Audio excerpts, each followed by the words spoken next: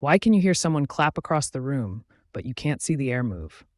Why do ambulance sirens sound different when they pass you? And why can two sounds mix together, sometimes louder, sometimes completely silent? All of that comes from one idea: waves. Take a cup, fill it with water, and tap the surface gently with your finger. You'll see ripples spreading out, circles moving away from the tap point.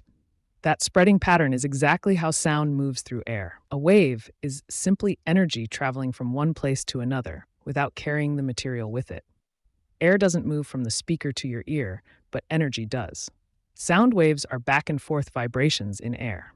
The guitar string vibrates, the air vibrates, those vibrations reach your ear, your brain turns it into sound. Simple.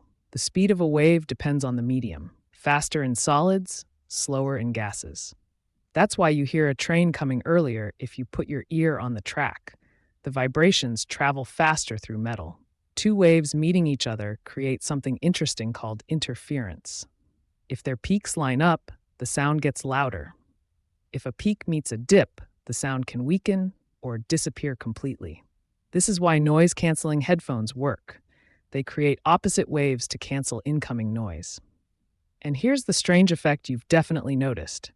When an ambulance approaches you, the siren sounds high-pitched, and when it moves away, the pitch drops. This is the Doppler effect. The wave gets compressed when the source moves toward you and stretched when it moves away. Same sound, different pitch, just because of motion. Waves are everywhere. Your voice, music, earthquakes, radio signals, Wi-Fi, ultrasound scans, all built from the same idea: vibrations traveling through a medium. And now the big connection. If waves can move energy, can they also carry information?